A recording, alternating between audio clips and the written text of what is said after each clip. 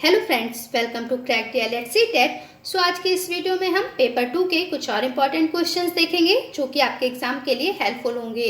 इससे पहले पेपर 2 से रिलेटेड 2 वीडियो अपलोड किए जा चुके हैं, उनको आप चैनल पर जाकर देख सकते हैं। तो चलिए देखते हैं क्वेश्चंस। फर्स्ट क्वेश्चन है, आंग्ल भाषा के फिलॉसफी शब्द का हिंदी रूपांतरण है तो दर्शन। दर्शन शब्द आंग्ल भाषा के फिलॉसफी शब्द का हिंदी रूपांतरण है। क्वेश्चन नंबर 2, फिलॉसफी शब्द यूनानी भाषा के 2 शब्दों से मिलकर बना है तो फिलॉसफी शब्द 2 शब्दों से मिलकर बना है, फिलॉस व सोफिया। तो आप ये याद रख सकते हैं कि फिलॉसफी शब्द 2 शब्दों से मिलकर बना है, फिलॉस तथा सोफिया, जिनका अर्थ होता है ज्ञान के लिए प्रेम। नेक्स्ट क्वेश्चन है क्वेश्चन नंबर 3, दर्शन ज्ञान का विज्ञान है तो यह कथन किसके द्वारा कहा गया था? फिक्टे के द्वारा। फिक्टे ने यह कथन कहा था कि दर्शन ज्ञान का विज्ञान है। क्वेश्चन नंबर 4, पाठ्यक्रम को शारीरिक क्रियाओं तथा आत्मिक क्रियाओं का आधार मानकर निर्मित किया गया तो यह कथन किसने प्रस्तुत किया था कि पाठ्यक्रम को शारीरिक क्रियाओं तथा आत्मिक क्रियाओं को आधार मानकर निर्मित किया गया? तो रॉस महोदय ने यह कथन प्रस्तुत किया था। नेक्स्ट क्वेश्चन है क्वेश्चन नंबर 6, शिक्षा मनोविज्ञान अपना अर्थ शिक्षा से, जो कि एक सामाजिक प्रक्रिया है, तथा मनोविज्ञान से, जो व्यवहारिक संबंधी विज्ञान है, ग्रहण करता है। तो यह परिभाषा किसने दी थी? स्किनर ने। स्किनर ने कहा था कि शिक्षा मनोविज्ञान अपना अर्थ शिक्षा से लेता है, जो कि एक सामाजिक प्रक्रिया है, तथा मनोविज्ञान से, जो एक व्यवहार संबंधी विज्ञान है। क्वेश्चन नंबर 7, अभिप्रेरणा के प्रमुख 4 घटक होते हैं तो अभिप्रेरणा के मुख्यतः 4 घटक होते हैं। कौन कौन से? आवश्यकता, चालक, उद्दीपक तथा अभिप्रेरक। तो ये अभिप्रेरणा के मुख्यतः 4 घटक होते हैं। क्वेश्चन नंबर 8, अभिप्रेरणा कार्य को प्रारंभ करने, जारी रखने तथा नियमित करने की प्रक्रिया है तो यह परिभाषा किसके द्वारा दी गई थी? गुड के द्वारा। गुड ने कहा था कि अभिप्रेरणा कार्य को प्रारंभ करने, जारी रखने तथा नियमित करने की प्रक्रिया है। नेक्स्ट क्वेश्चन है क्वेश्चन नंबर 9, व्यक्तित्व के 3 प्रकार बताए हैं तो व्यक्तित्व के मुख्यतः 3 प्रकार किसके द्वारा बताया गया? जुंग या युंग के द्वारा। इनको मुख्यतः जुंग या युंग कहा जाता है। तो इन्होंने व्यक्तित्व के 3 प्रकार बताए हैं। कौन कौन से? अंतर्मुखी व्यक्तित्व, बहिर्मुखी व्यक्तित्व और उभयमुखी व्यक्तित्व। नेक्स्ट क्वेश्चन है क्वेश्चन नंबर 10, व्यक्तित्व व्यक्ति के व्यवहार का समग्र गुण है तो यह परिभाषा किसके द्वारा दी गई? वुडवर्थ द्वारा। वुडवर्थ ने कहा था कि व्यक्तित्व व्यक्तित्व के व्यवहार का समग्र गुण है। नेक्स्ट क्वेश्चन है क्वेश्चन नंबर 11, व्यक्तित्व सामाजिक शब्दों के अतिरिक्त किसी भी रूप में परिभाषित नहीं किया जा सकता है तो यह कथन किसने प्रस्तुत किया था कि व्यक्तित्व सामाजिक शब्दों के अतिरिक्त किसी और रूप में परिभाषित नहीं किया जा सकता? तो बॉल्डविन ने यह कहा था। Question number 12, brief course in the history of education तो यह पुस्तक किसके द्वारा दी गई थी? मुनरो द्वारा। मुनरो ने यह पुस्तक दी थी, brief course in the history of education.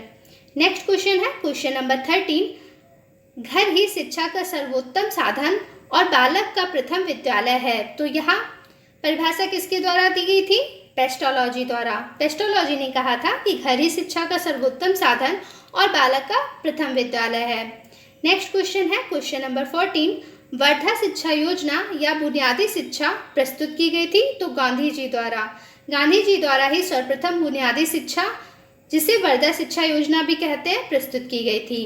Question number 15, Wardha शिक्षा योजना का पाठ्यक्रम क्या था? तो वर्धा शिक्षा योजना के अंतर्गत जो पाठ्यक्रम आता था उसमें क्या क्या सम्मिलित था?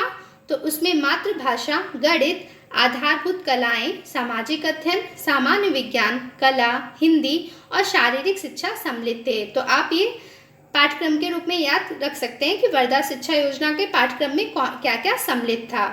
क्वेश्चन नंबर 16, पाठ्यक्रम विकास के प्रमुख घटक होते हैं तो पाठ्यक्रम विकास के मुख्यतः 4 घटक होते हैं। कौन कौन से?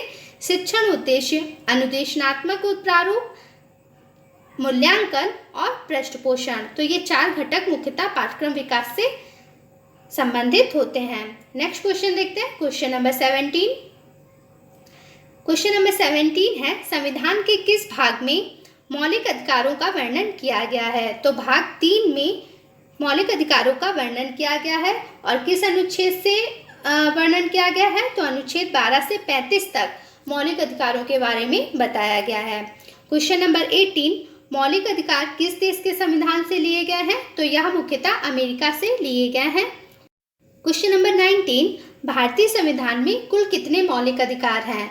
तो वर्तमान में मौलिक अधिकारों की संख्या 6 है। मूल संविधान में मौलिक अधिकारों की संख्या 7 थी, परंतु संपत्ति के अधिकार को कानूनी अधिकार बना दिया गया, इसलिए वर्तमान में मौलिक अधिकारों की संख्या 6 है। तो ये 6 मौलिक अधिकार कौन कौन से हैं? पहला, समानता का अधिकार, जिसका वर्णन अनुच्छेद 14 से 18 में किया गया है। दूसरा है स्वतंत्रता का अधिकार, जिसका वर्णन अनुच्छेद 19 से 22 में किया गया है। तीसरा है शोषण के विरुद्ध अधिकार, जो कि अनुच्छेद 23 और 24 में है। चौथा, धार्मिक स्वतंत्रता का अधिकार, जिसका वर्णन अनुच्छेद 25 से 28 में किया गया है। पांचवा मौलिक अधिकार है संस्कृति तथा शिक्षा का अधिकार, जिसका वर्णन अनुच्छेद 29 से 30 में किया गया है। छठा मौलिक अधिकार है संवैधानिक उपायों का अधिकार, जो कि अनुच्छेद 32 में वर्णन किया गया है। अनुच्छेद 32 को ही डॉक्टर भीमराव अंबेडकर ने भारतीय संविधान की आत्मा कहा था, तो आप इसे याद रख सकते हैं। नेक्स्ट क्वेश्चन है क्वेश्चन नंबर 20, संपत्ति के अधिकार को कानूनी अधिकार कब बनाया गया? संपत्ति का अधिकार पहले मौलिक अधिकार में ही सम्मिलित था, परंतु 44वें संविधान संशोधन द्वारा, जो कि 1978 में किया गया था, संपत्ति के अधिकार को कानूनी अधिकार बना दिया गया है। अब यह अनुच्छेद 300 का में रखा गया है इसको। क्वेश्चन नंबर 21, संविधान के किस भाग में राज्य के नीति निर्देशक तत्वों को रखा गया है? तो भाग 4 में नीति निर्देशक तत्वों को रखा गया है। क्वेश्चन नंबर 22, राज्य के नीति निर्देशक तत्वों को 4 भागों में विभाजित किया गया है। या 4 कौन कौन से हैं? समाजवादी सिद्धांत, गांधीवादी सिद्धांत, अंतर्राष्ट्रीय सिद्धांत और विविध सिद्धांत। तो आप ये याद रख सकते हैं। एक क्वेश्चन आप ये याद रख सकते हैं कि राज्य के नीति निर्देशक तत्व किस देश के संविधान से लिए गए हैं? तो यह आयरलैंड से लिए गए हैं, तो आप ये याद रख सकते हैं। क्वेश्चन नंबर 23, धर्मनिरपेक्षता से तात्पर्य है। तो धर्मनिरपेक्षता से क्या तात्पर्य है? राज्य ना तो धार्मिक है ना अधार्मिक है और ना ही धर्म विरोधी, बल्कि धार्मिक सिद्धांतों और कार्यवाहियों से पृथक है। तो धर्मनिरपेक्षता से आप देख सकते हैं क्या तात्पर्य होता है। नेक्स्ट क्वेश्चन है क्वेश्चन नंबर 24, प्रतिमान शब्द अंग्रेजी के किस शब्द का पर्यायवाची है? तो प्रतिमान शब्द अंग्रेजी के मॉडल शब्द का पर्यायवाची है। नेक्स्ट क्वेश्चन है क्वेश्चन नंबर 25, सरण प्रतिमान का विकास किया। तो सरण प्रतिमान का विकास किसके द्वारा किया गया? वाई सरण द्वारा। कब? सन 1976 में।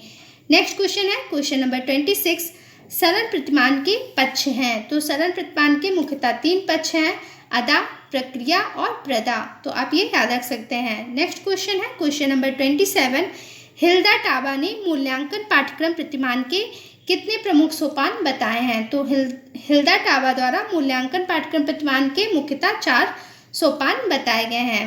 क्वेश्चन नंबर 28, प्रशासनिक प्रतिमान के सोपान। तो प्रशासनिक प्रतिमान के कौन कौन से सोपान होते हैं? योजना बनाना, संगठन करना, प्रशासन करना, निर्देशन करना तथा प्रतिपुष्टि। तो ये प्रशासनिक प्रतिमान के मुख्यतः सोपान होते हैं। आज के वीडियो में इतने ही क्वेश्चन। होपफुली वीडियो अच्छा लगा होगा। वीडियो अच्छा लगा हो तो लाइक कीजिएगा, शेयर कीजिएगा और चैनल को सब्सक्राइब कीजिएगा। मिलते हैं नेक्स्ट वीडियो में। Thanks for watching.